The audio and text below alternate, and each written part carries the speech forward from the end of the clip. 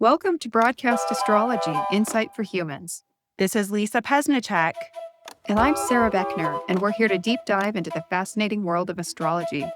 We offer blind chart readings, interviews with notable guests, and much more. So keep listening as we bring you Insight for Humans.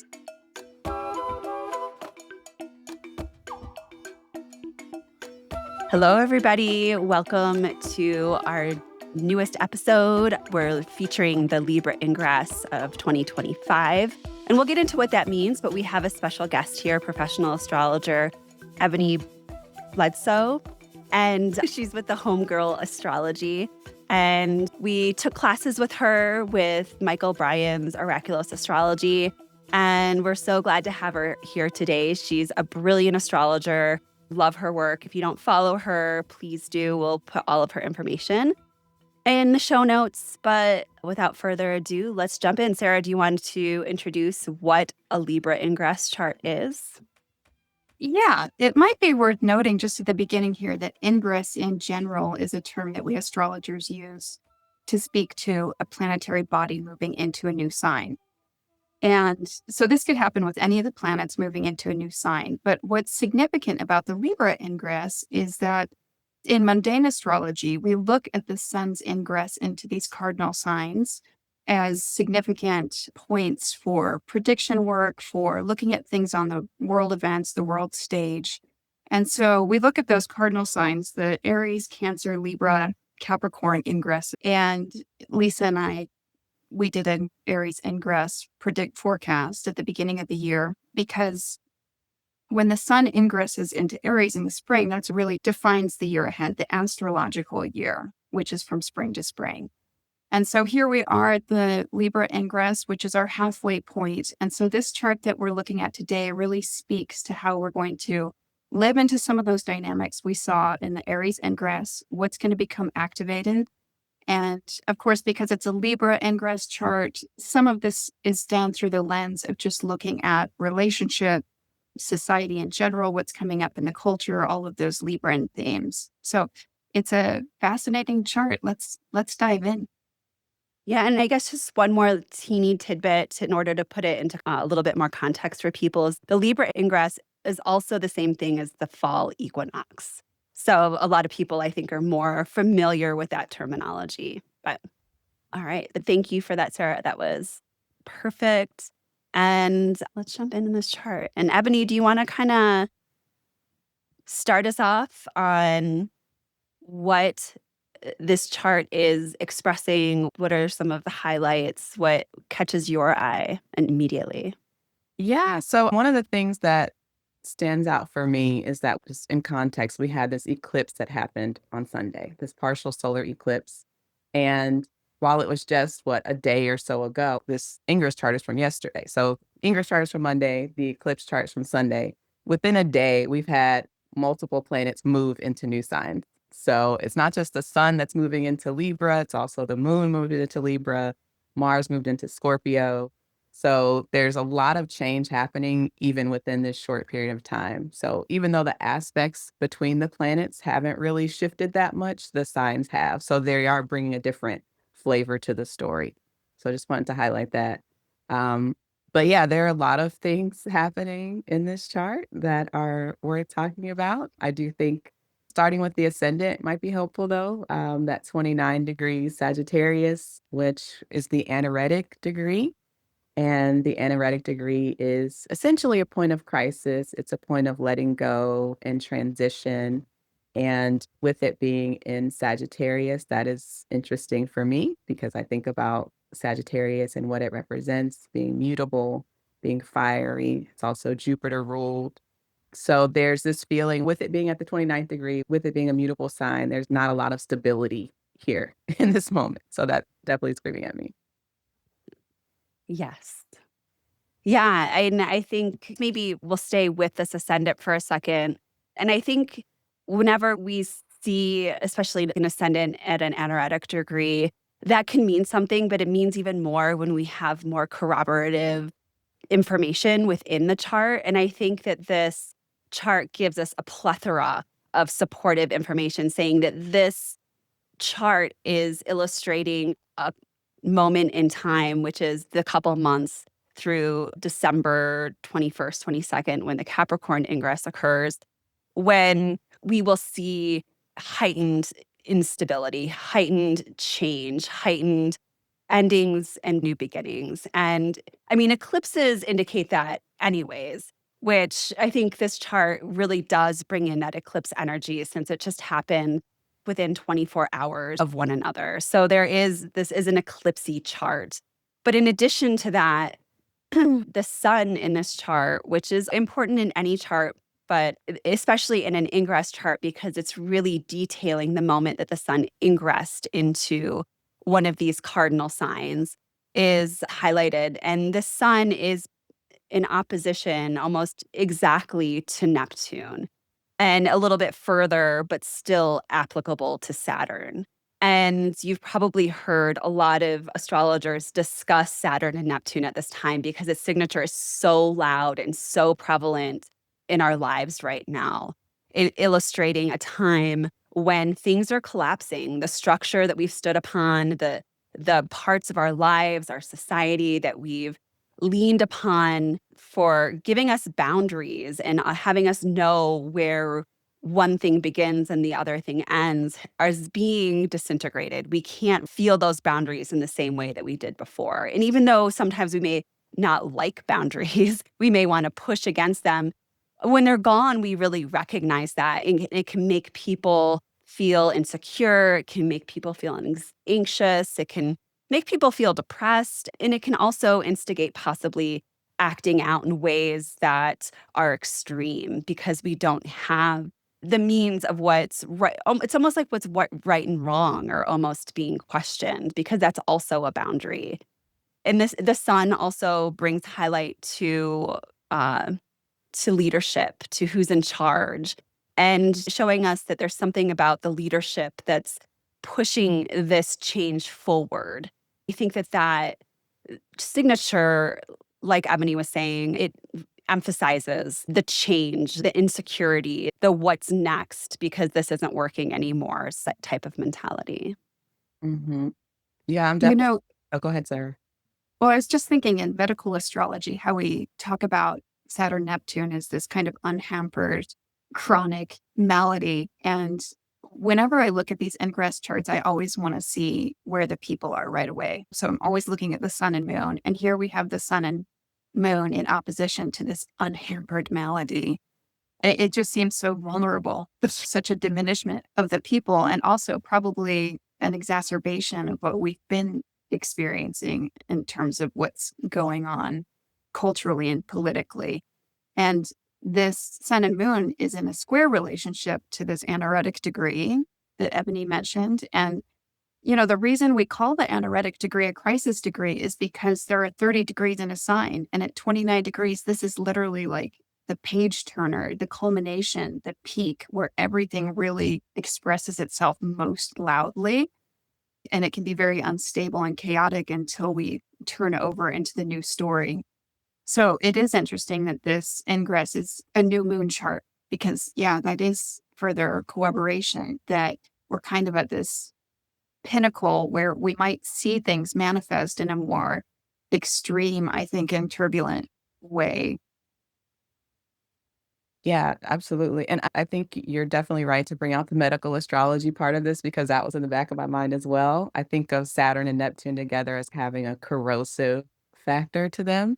And I think it's interesting that this particular ingress would take us to the Aries ingress, right? I guess the Capricorn one as well, but to the Aries ingress ultimately. And that would mean it would cover that point in time where Saturn and Neptune are going to be in an exact conjunction. So I do definitely have some concerns about what that is going to do health-wise for the people, because of that whole, like, the corrosiveness, but also Saturn, Neptune on the world axis, that is a combination for hysteria. So I think about, like, how is this potential illness or misery going to manifest in the world? And then we have Mercury there in the mix in this stellium in Libra that is really infiltrating all of the news, media, social outlets, which I think potentiates it even more, is that it's just going to be everything we're consuming. It's the what's happening in the news. There really is something in this about information and about, like you mentioned earlier, Ebony, the Saturn and Neptune being in the third house. And in that opposition with the sun, moon, and Mercury in the ninth house. And the third and the ninth house are largely communication. What's in our mind? What are we reading? What information are we consuming? What information are we putting out there? How are we sharing that? How are we processing it? And it looks like that's something that's really heightened right now. And I don't know about you guys, but I've been having a lot of conversations and just a lot of inner contemplation about what have I been consuming and doing some really deep soul searching around what that means. And the past couple of weeks have been quite tumultuous as a nation. And I didn't understand this chart, I think, until the past couple of weeks. And because I've looked at this chart several times and I didn't understand, it didn't really hit home to me what that third and the ninth emphasis was. Because, of course, there's been stuff going on with the news, but we also see this in the midst of people using violence as a means of communicating their political views, which is not okay. But we can see that illustrated in this chart where Saturn and Neptune is death. It's our material existence being taken away, being dissolved into nothing.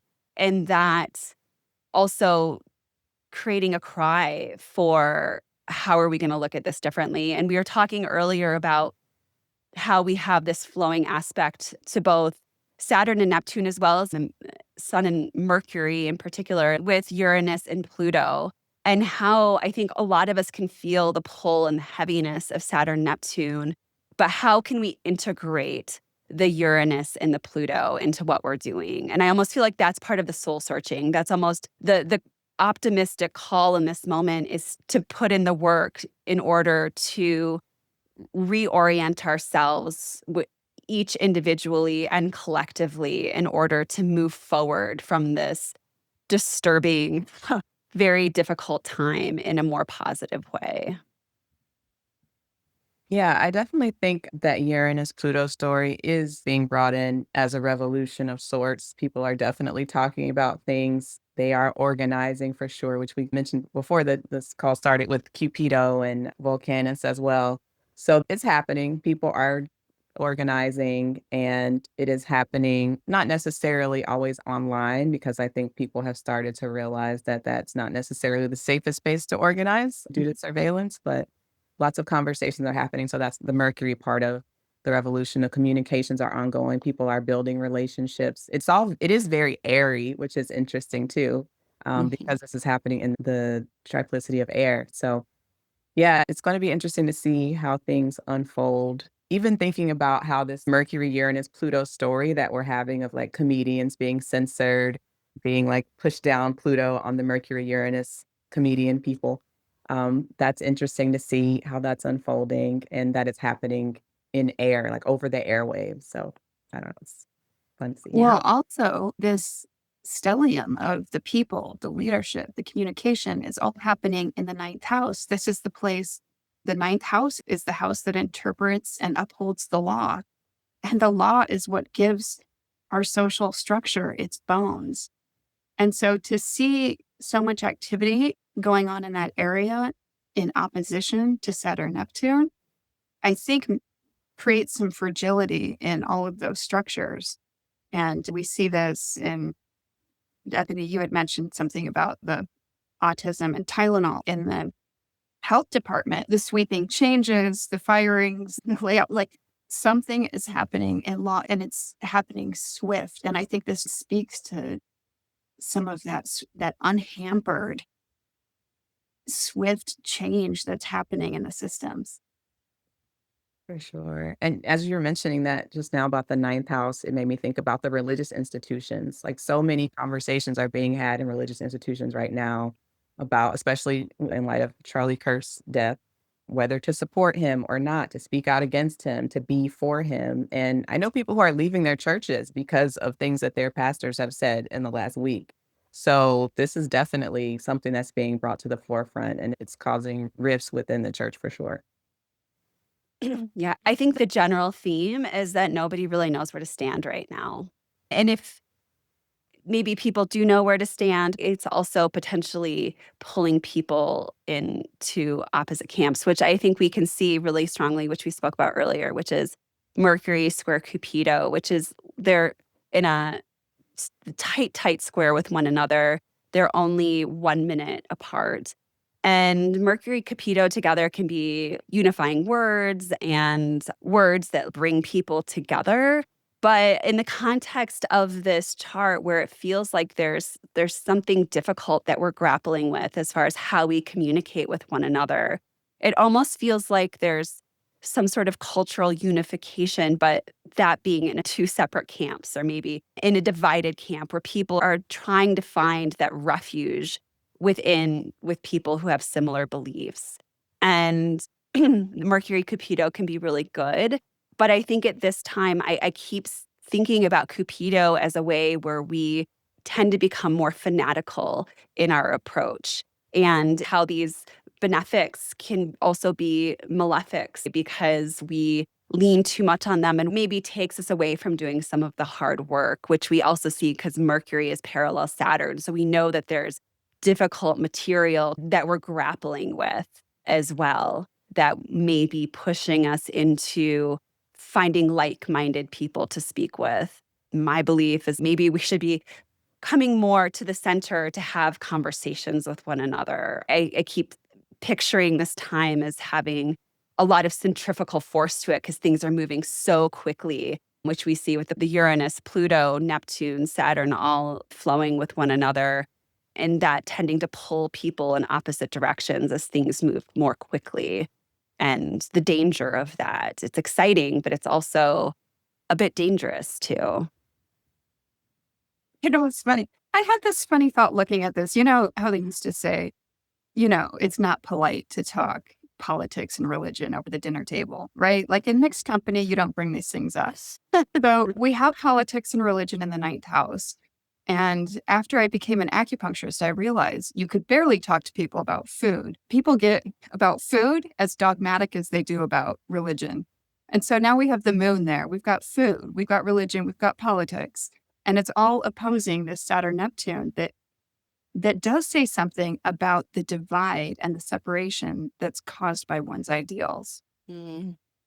So I think this is just such an uptick in the polarization that we're experiencing.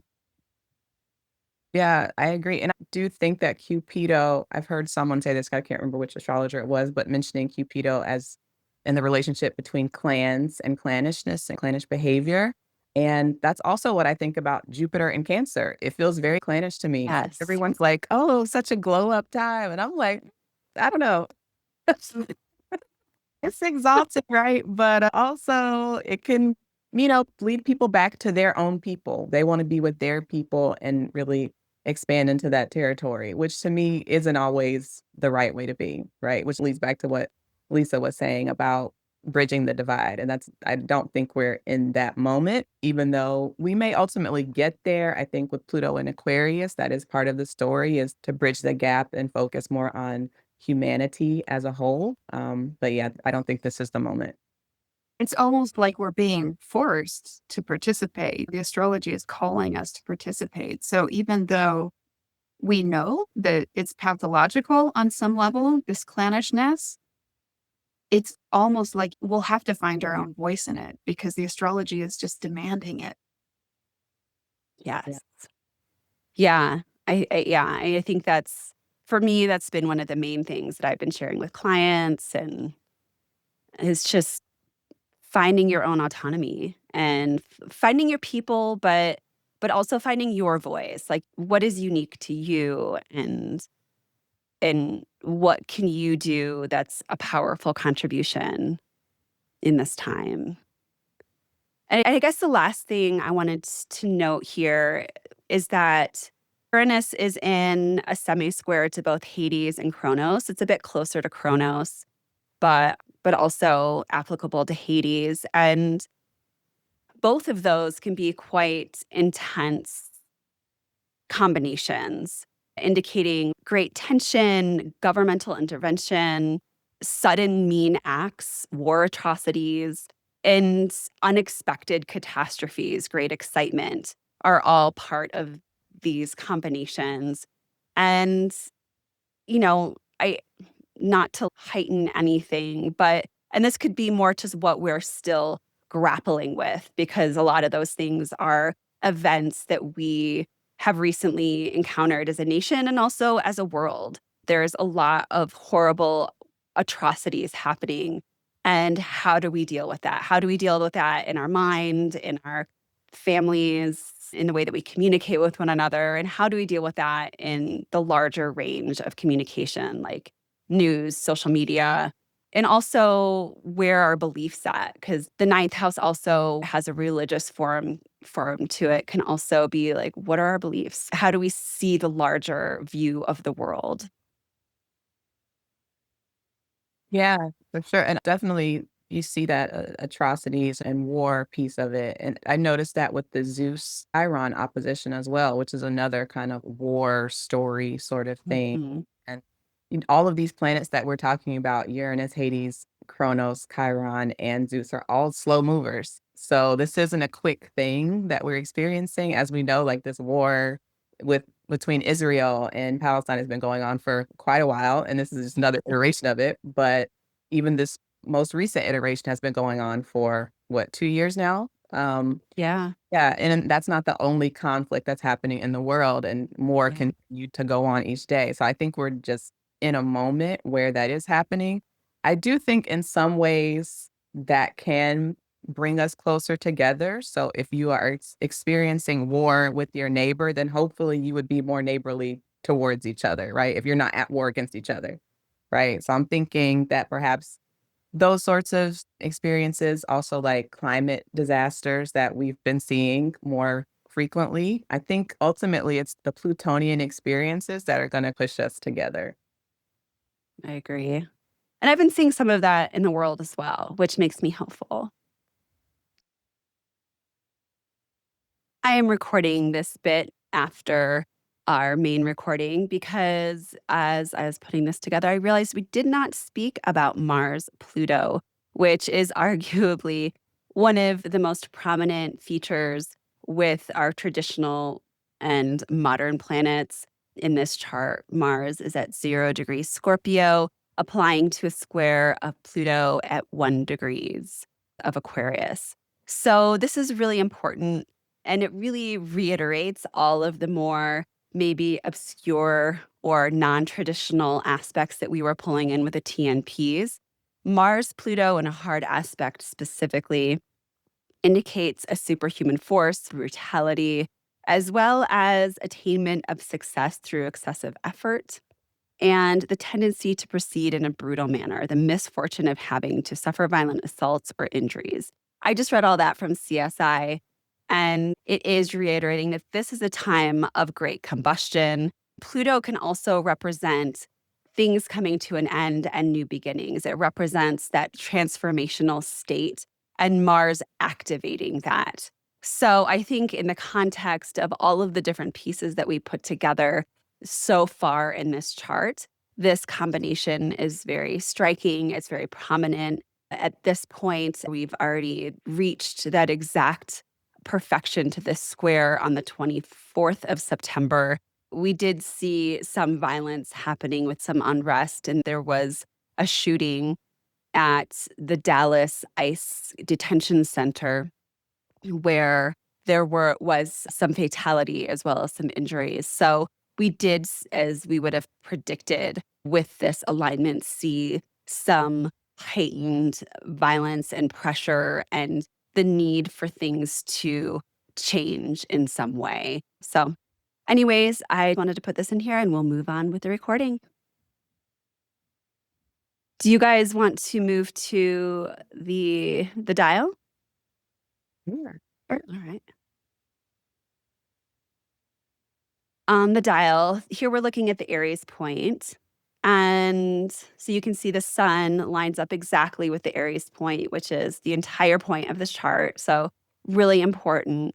And you can see here that we have Neptune in the ascendant aligned with that. And Saturn is also close enough to pull into this picture as well. So this is really reiterating what we just spent the past however long speaking to, which is that this is a time where the greater vitality of our nation is sick right now. And I think that most people would agree with that. There's something about this time within the United States that feels like we have a chronic illness. And as we spoke to before, in the chart, that's largely aligned with how we're communicating with one another, what our beliefs are. And we can see this also because Poseidon is pulled into this picture as well, which is something that's been connected to the Aries point for quite some time. It's not exact anymore, but it's still close enough. We're trying to figure out what the truth is, what the truth with a capital T is, and how do we bring that into our lives. And we're really struggling with that right now. Yeah, this Zeus and Mythos too, I was thinking of as hampered fertility. All of this that is making us less abundant and generative as a country. I think there's a big economic piece to it. And then we see Venus Chiron, the relational piece, the wounds as a result of what's happening relationally in our world right now.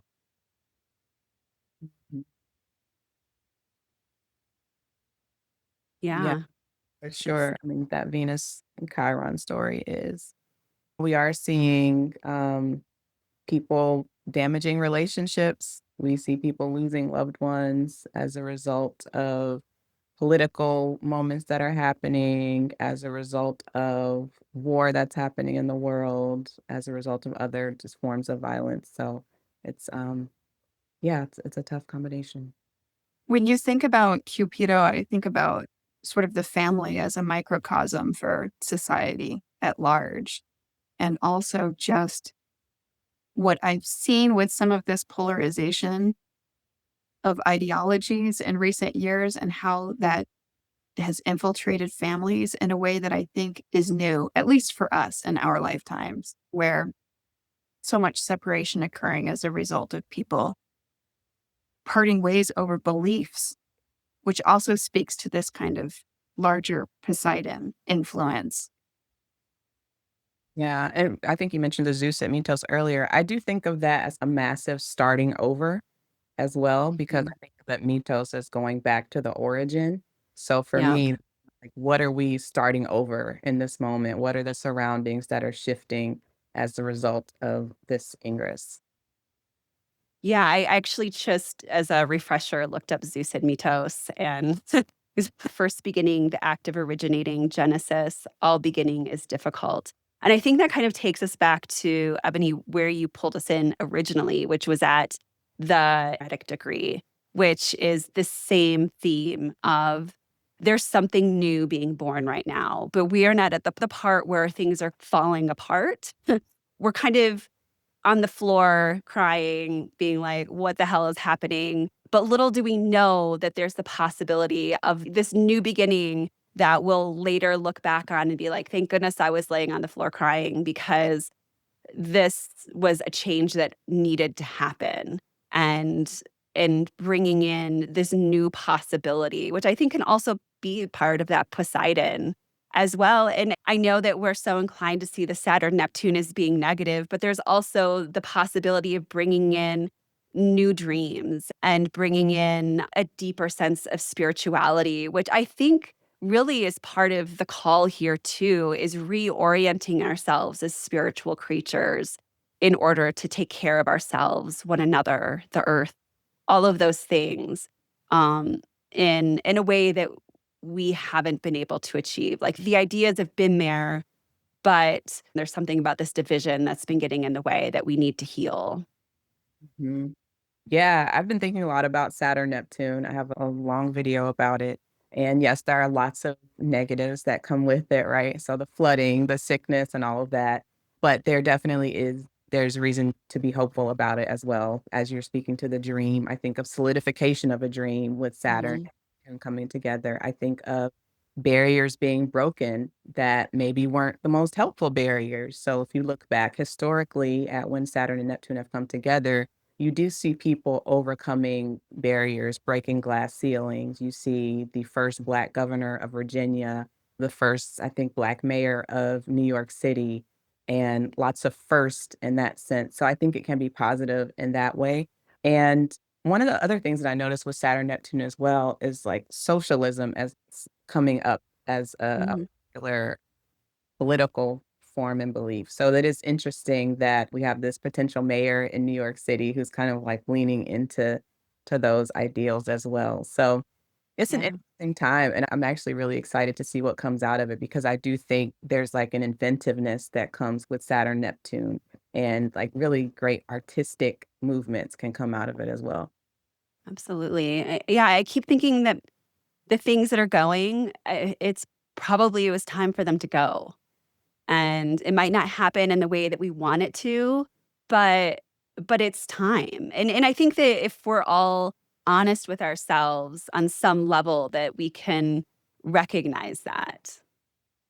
For sure. So this is kind of a personal example, but I have a friend who had her Neptune in her seventh house right now. And her relationship is just, she's just like noticing all these issues with the relationship that she's been in for some time. And I'm just like, well, Saturn Neptune is going to destroy what wasn't meant to be. So, if it wasn't meant to stand the test of time, it's not going to. And I think that is like the story of Saturn Neptune. It's not going to stand the time if it wasn't meant to. And ultimately, change can be very uncomfortable. I think it's rare that change happens in a way that we just want it to happen, right? We have to give something up, and nobody ever wants to give anything up, right? Until Yeah. the fact when you realize, like, oh, actually, I'm glad I went through that. I think as a very Plutonian person, all Yeah. these transformations and rebirths and deaths that I've experienced in life. I never wanted them to happen, but on the other side, I'm like, "Oh, okay. All right. I see where we went with that." So, I'm thankful for that shift, but it was painful in the process. Yes. Absolutely.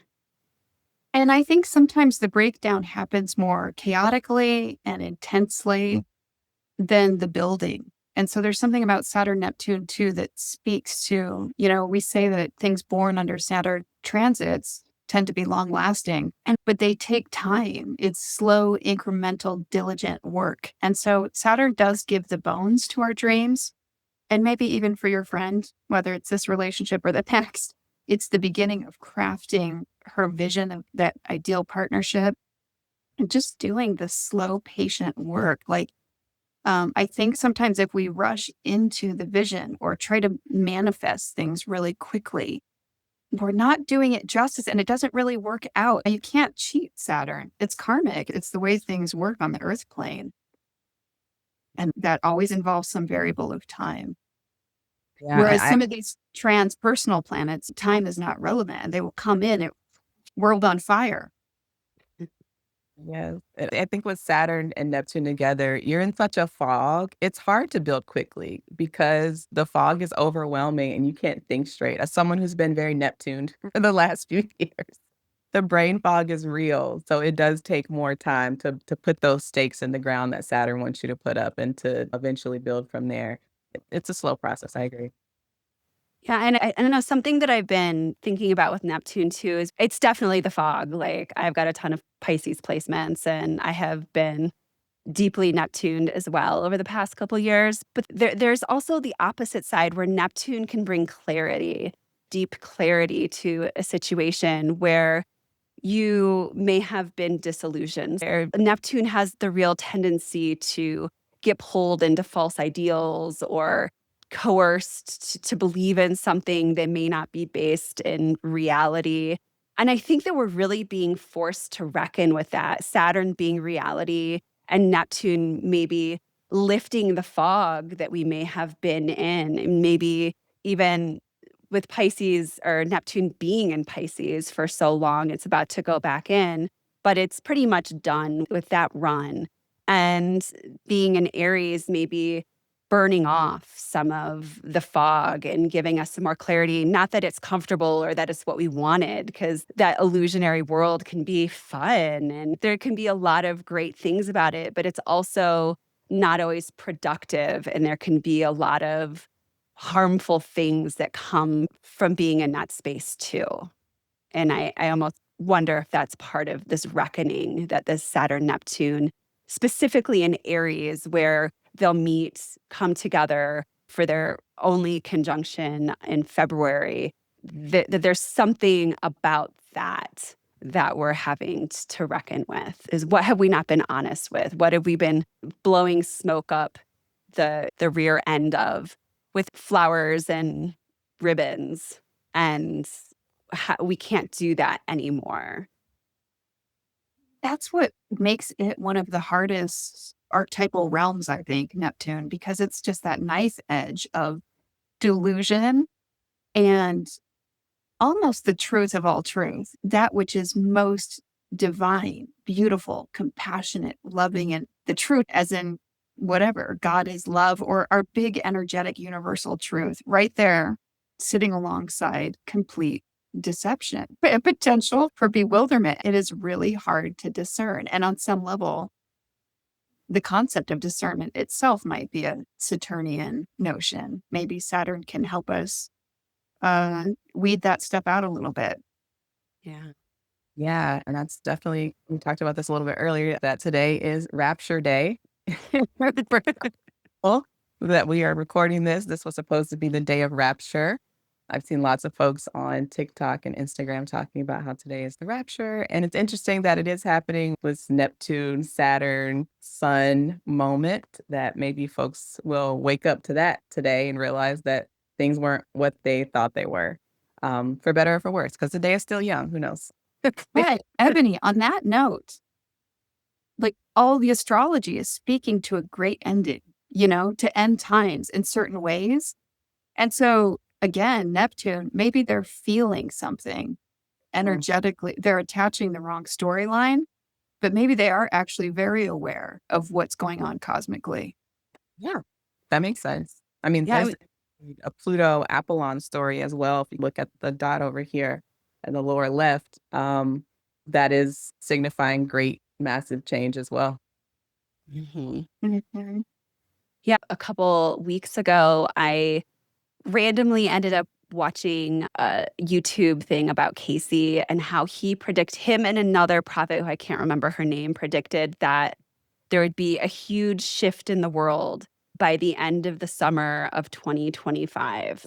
So there seems to be this theme about this time in particular that there's a big shift, and who knows what that's actually going to look like. Prophecy doesn't, I mean, we're astrologers. We know that prophecy rarely takes the form that you think it's going to, but it does.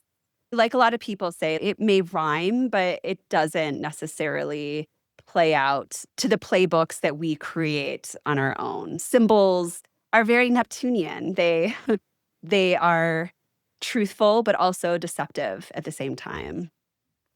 Move to looking to the MC, and the MC is a very poignant point in Uranian astrology on the dial. In a personal chart, it points to the eye, and in event astrology, it points to the moment. And you can see here that Jupiter is involved, and we really spoke to what this Jupiter might mean. I think maybe staying on the plane where we were at before. This also emphasizing that we're very deeply immersed in our beliefs and looking for the silver lining of what's happening, the silver lining of this very combative and combustible environment that we find ourselves in. And also figuring out, what do we believe? What do we lean on in order to find optimism in this challenging time? But what's interesting is that we see Admetos tightly aligned with this MC Jupiter combination, stating that there's something, a major hurdle, a major obstacle, something immovable in our way. And that might be why we're leaning on this need for optimism and need for something to buoy us up at this time. But this can also, especially in the work that I've done for the astrology of this year in general, is it could also be finances. And that's something that we didn't point out in the chart before, because I feel like I'm always talking about the finances of the United States right now. but that there's a strong financial picture in the chart as well that's indicating that we're struggling with debt, we're struggling with Social Security, we're struggling with just the value of the United States in general. But Jupiter in astrology can also indicate the finances of that moment and the prosperity. And we're seeing that we're hitting a wall with our prosperity. There's something that's not allowing it to grow. It's something that's stunting its growth. Mhm. And Saturn's there.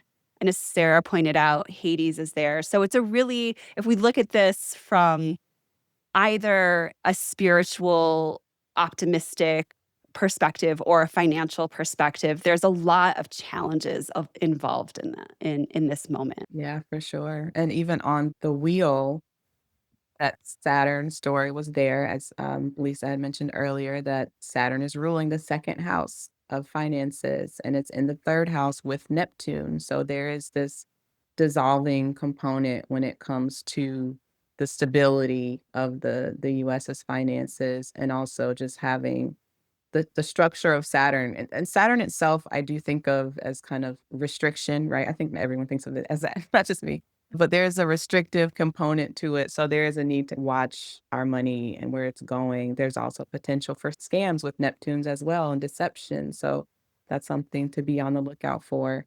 But definitely here, we do see the Admetos, Saturn, Hades, like all these kind of malefic planets impacting our faith, impacting our abundance. I was reading somebody, one of the mundane astrologers was talking about how sometimes in a chart, in a mundane chart, Saturn can represent like the practical man, the working class, and Neptune can be the visionaries, the dreamers.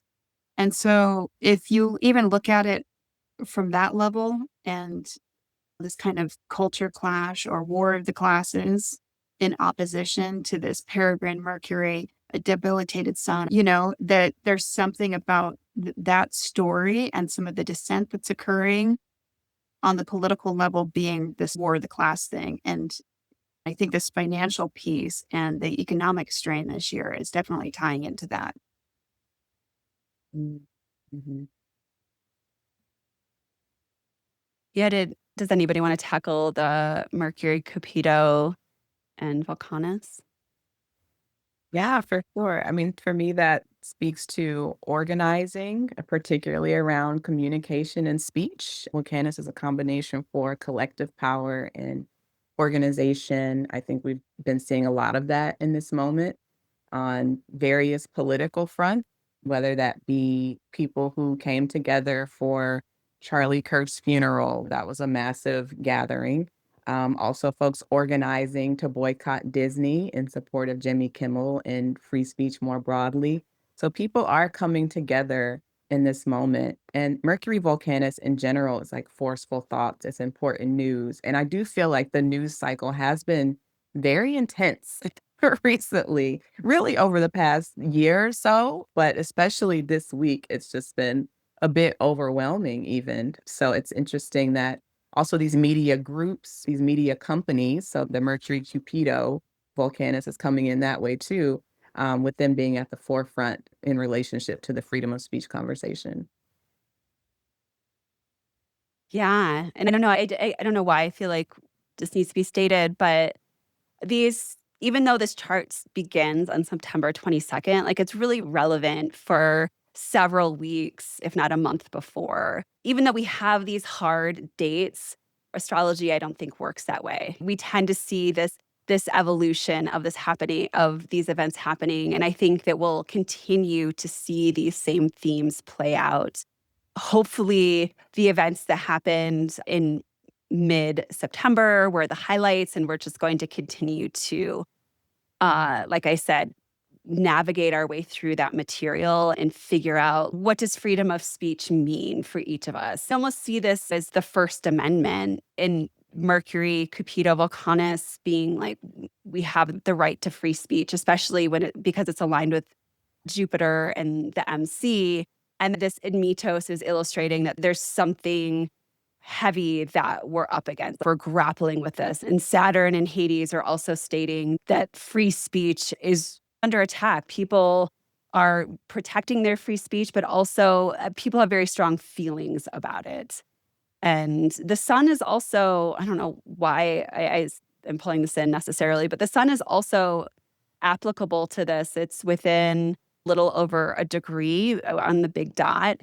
And leadership is playing a role in this as well. We see the leaders of our country playing a role in this. And it's the Aries point too. So this is something that could likely be a worldwide sentiment or something that the world is seeing the United States wrestle with. Yeah, I mean, this is all happening in the context of a year where Uranus ingressed into Gemini, which I think adds an accelerant. And I think it's one way in which we're definitely going to be vulnerable throughout the rest of this year, but even beyond in terms of figuring out how to manage all of that, how to manage our own minds, the influx of information, the news, which is so in this return chart is so prevalent. So I always like to end, Ebony, with a little bit of somebody offering some medicine. Hey, do you want to offer the medicine today, sitting with all of this? I mean, how do people rest into this? Yeah, I think for me, just in general, given that the astrological and political landscape we've been facing the last year or so, 2 years, especially, has been that we've been through these cycles before, not the exact same cycles as Lisa mentioned, but some version of this, right? There's always been war somewhere. There's always been somebody struggling financially. There's always been issues around freedom of speech. So I think the balm is that we will get through on the other side. It may not be comfortable as we're in this experience, but ultimately we're going to come out on the other side of this. And I think the focus here, as we've mentioned a couple times now, is to really focus on building community and supporting each other through this moment. And that may look like building a community with someone who's different from you, who may not share your same views all the time, but maybe you can align on other things. And I think that's what's important and useful in this moment. Yeah. And on that note, I also wonder if we're being asked to participate in the institutions since in this period of time with us located in the ninth house, like maybe this is time if you've had ideas, like participate, make your voice heard or give that the Saturn Neptune, give that vision and dream some bones. And it's not enough to just sit back and think our thoughts. Maybe we are supposed to take action. Mhm. And then also Yeah. with the ninth house, you also think about global participation. Like, how can Mhm. our partners in other parts of the world influence and support us in this moment? Yeah. And participation in politics, like not just being on the sidelines, but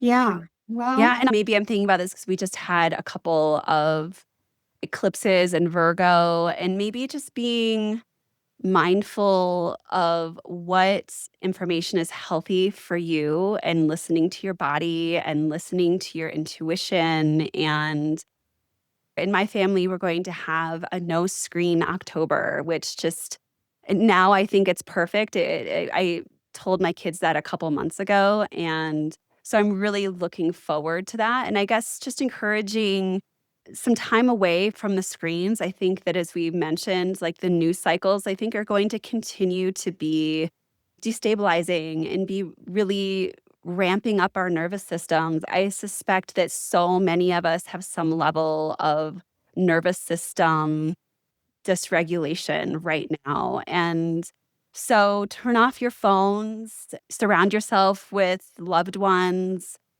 find a way to shift center a little bit as you ground yourself in this time as much as you can, move your body. I find that to be really helpful to move the tension through my body so that it's not getting stuck. And I think that's also kind of a warning at this time for chronic illness to seep in as our nervous system gets ramped up. So really take care of yourselves. There's a lot happening and it's not easy, but I really believe that there's a greater purpose behind all of it and we're all in it together and we were born for this. So we got this. And you just made me think of something. This was my eclipse message, but be discerning. I think that Yeah. what you are consuming in terms of media, as Lisa was mentioning, but also in terms of what you are putting into your body. We didn't really get to talking about the Chiron in the fourth house, but there is something to be said about potential for illness, as well as Lisa mentioned with nervous systems regulation. So it's about watching what you eat as well, being mindful of how things are prepared, where you're getting your food from, and just how you're taking care of yourself in general. Because again, that Saturn Neptune story can also bring illness. So we want to be mindful of how we're taking care of ourselves. Absolutely. Yeah. Take good care of yourselves, everybody. Thanks for being with us here today. Such a great talk, Eboni. It was amazing to have you here. Hopefully, we can have you back again to do some more discussions. But we'll put all of Eboni's information in the show notes so you can follow her. And she does a lot of amazing work. So I hope you guys check her out. And we'll see you all next time. Bye, everybody. Thank you. As always, thanks for listening to Broadcast Astrology Insight for Humans. And if you're so inclined, like, follow, and subscribe. And please don't be a stranger. Signing off for now. Until next time, humans, keep your gaze upwards on the stars and be well. We look forward to sharing more soon.